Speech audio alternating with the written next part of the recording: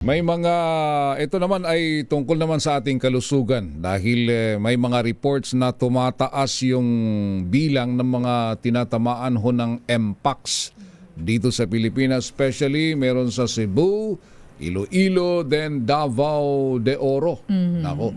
Kaya magpag-ugnayan tayo sa isa, bigyan tayo ng karagdagang impormasyon hinggil dito kung ano ba yung naobserbahan nila at kung papaano natin ito maiiwasan. Nasa ating linya mga kaibigan, isang infectious disease expert, si Dr. Ronjin Solante.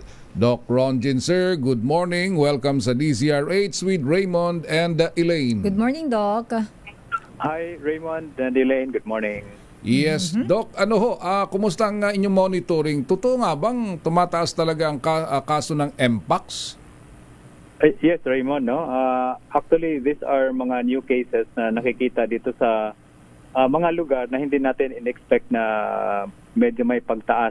I mean sabihin natin pagtaas dahil wala naman sila mga reported cases before. So, or dalawang kaso ka, so that's already a significant number of cases. Kasi yung mga kaso natin kadalasan so far for the past 3 years, usually dito yun sa National Capital Region. So, yun yung mga natin ngayon na medyo tumaas dahil reported na rin sila sa ibang probinsya, na hindi lang dito sa Manila.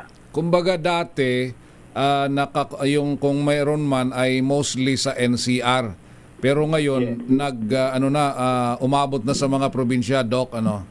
Yes, meron na sa Iloilo, sa Cebu, tapos yun sa Mindanao part na I think ang naman dito na hinihintay lang natin yung time na talagang kakalat na din naman talaga to kasi hindi naman natin maiwasan yan, especially the nature of how the Mpox is being transmitted ngayon dito sa atin sa Pilipinas. So paano to yun yung question dito, paano na-transmit from para bang paano nadala sa mga probinsya? Kasi alam mo, Raymond, yung nature kasi ng transmission is mostly among males who have sexual close contact, no, sa mga kagaya ng mga babae or lalaki. And ito yung mga kaso natin nakikita majority of times, like when I say majority, 90%, no, mga nakikita natin dito sa NCR. So ang ko dito, baka meron din silang ganitong mga partners na infected from here and then umuwi sa probinsya. And then they also have partners there na in those areas. So talagang hindi natin mapigilan. Meron talagang cycle of transmission na nakikita natin sa iba't ibang probinsya ngayon. So, Doc, yun lang po ba ang way kung paano natatransmit ito pong Mpox? Another way is yung close skin-to-skin contact, no? Yung sa mga, halimbawa, meron na siyang mga skin lesion or dito sa mga mucosal area. Tapos meron din siyang mga kasamahan sa bahay, very close niya, so pwede rin nahawaan sa ganun. Pero that's not so common. I mean, ang pinaka-common pa rin is the close sexual intimate contact.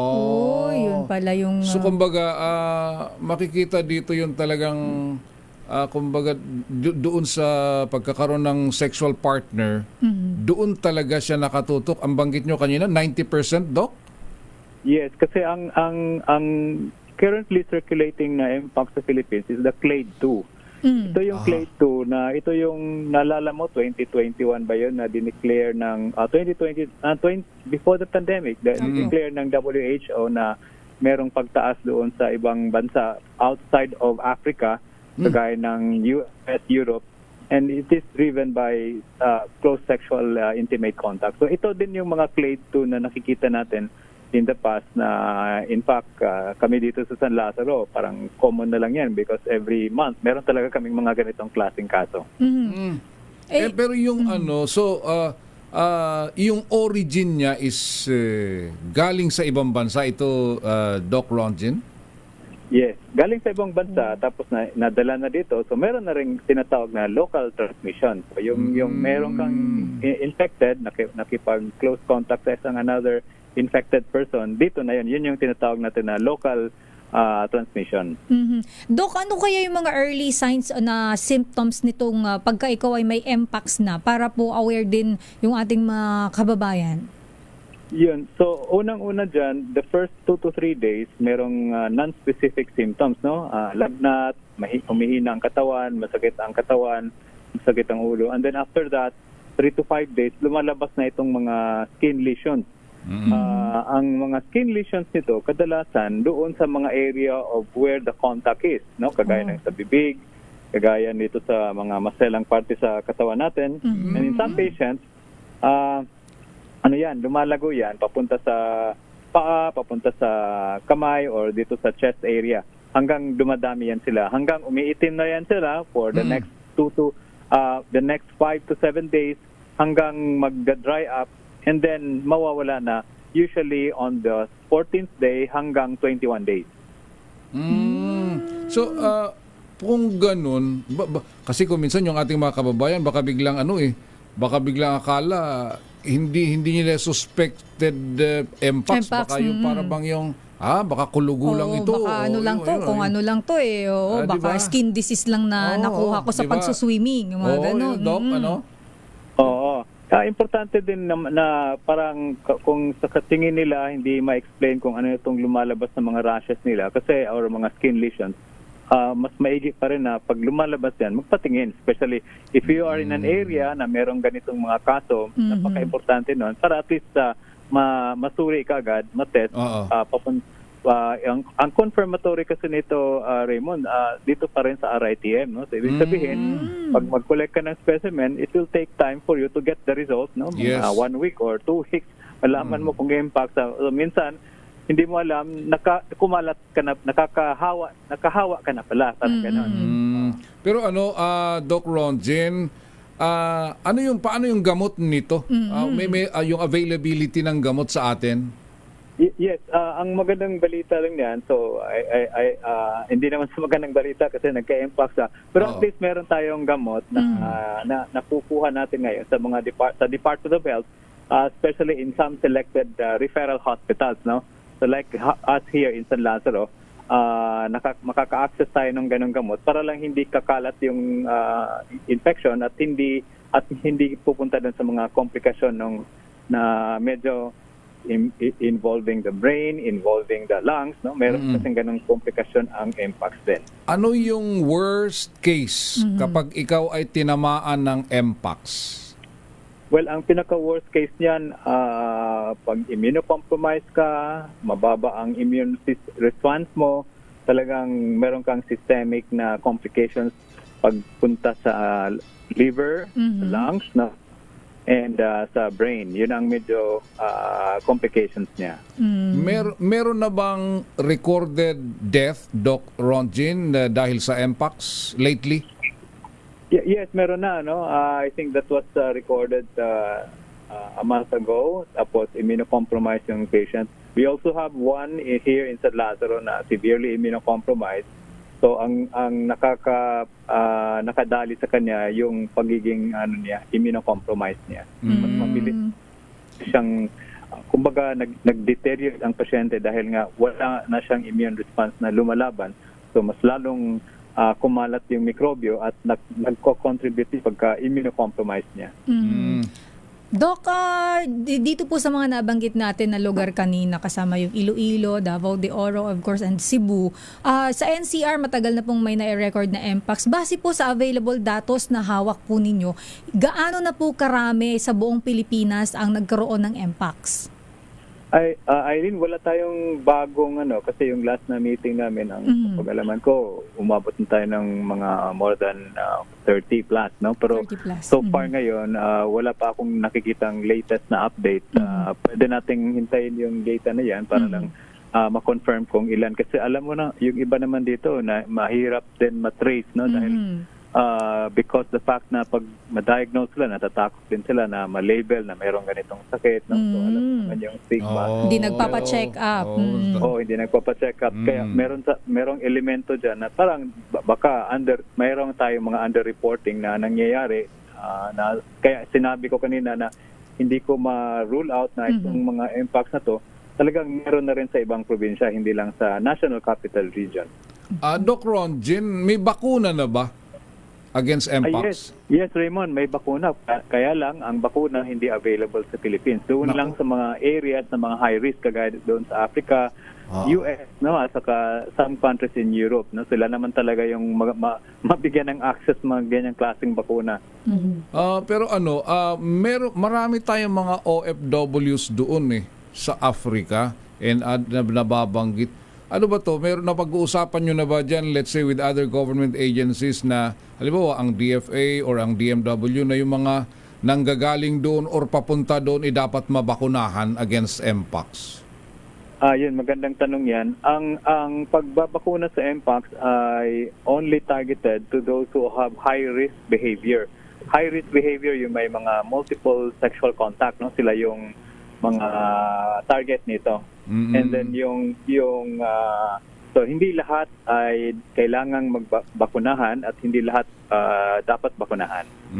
Okay, so related to that, Doc, ito tanong pa rin dito papaano maiiwasan ang sakit na Mpox lalo't nabanggit nyo na ito ay nararamdaman or itatala na sa mga probinsya? So, unang-una, pag meron tayong mga nakikita na may mga skin lesions, iwas, no? Ibig sabihin, may distance, tapos kung close naman ang maghugas ng kamay, no? Tapos, yung may mga skin lesions, importante din na masuri din sila para ma-isolate na hindi na makahawa. Usually, it will take 21 days para i-isolate din sila na at least sigurado hindi sila nakakahawa. Oo, kasi at saka yung talking about sexual dapat yung ganun na Doc kasi kung nagkaroon ka ng may pangyayari na nangyari dito sa Metro Manila tapos iuwi sa probinsya, di mahahawa yung mga anak, yung miyembro ng pamilya. Ayan. But anyway, sa ibang tanong lang, Doc Ronjin, dahil meron din daw na italang kakaibang sakit dyan sa Siquijor naman. Tinatawag nila ay glanders disease. Meron na ba kayo na-monitor nito, Doc Ronjin? Well, ang glanders disease ay isang sakit na hindi siya ganun ka-common, Raymond. No? It's a bacteria, hindi ito virus na nakukuha galing sa isang hayop. Na yung hayop na yan, kagaya ng carabao, goat, na pwedeng may sakit na glanders tapos na ipasa doon sa tao. Yun yung mga na-report ngayon sa Siquijor. So galing ho ito sa hayop? Yes, galing sa hayop yan. Tapos meron kasi tayong ibang practice na pag ang hayop, kinakatay nila, kinakain. Minsan yun yung mga mode of transmission. So itong glanders disease na to, Doc Ronjin, sir, ano po yung nito, signs, mayroon ba ito sa skin ba nakikita or may mga internal na nararamdaman ng isang taong may sakit na glanders? Well, ang glanders kasi mataas ang fatality rate nito. Kumbaga mataas ang mortality kung hindi ito maagapan, no? Kasi ang nito, pwedeng ma-involve ang brain, pwedeng ma-involve ang lungs, no? Kaya ang isa sa mga ginagawa ngayon ng Department of Health, minomonitor itong mga kaso sa Siquijor para lang at least makita kung gaano ka-extensive ang hawaan nito galing from animals or mga kinakatay ng mga dead animals. So para bang ang sinasabi nyo, kapag ang hayop ay namatay na, hindi na dapat kinakain ng tao? Yes. No? So, mayroon kasi tayong mga ganong practice, Raymond, sa probinsya. Oo, pagka mainit-init pa yung namatay na hayop. Yes. Sayang naman yung hayop. Yung mga ganon. So, dapat hindi, no? Minsan, yung transmission yan, kung saan yun, naliligo yung mga hayop na yan, doon din naliligo yung tao, na inom niya yung tubig, water, pwede, ganon. So lahat po ng klase ng hayop pwede pinapanggalingan ito, Doc, or may mga specified May mga selected na mga hayop kagaya ng carabao, no, or kambing, yun. Carabao, kambing. Yun yung mga common. Yun very common yun. Very common sa probinsya yung kalabaw tsaka kambing. So, pero isa sa mga importanteng aspeto nito, meron talagang coordination ng yung sa animal industry, no, para lang ma-monitor ang mikrobyo na to at saka yung mga hayop na nagkakasakit. So kumbaga doon sa area at may mga hayop nang namamatay o may sakit na, alam na may kasunod din sa tao yun, Doc, ano?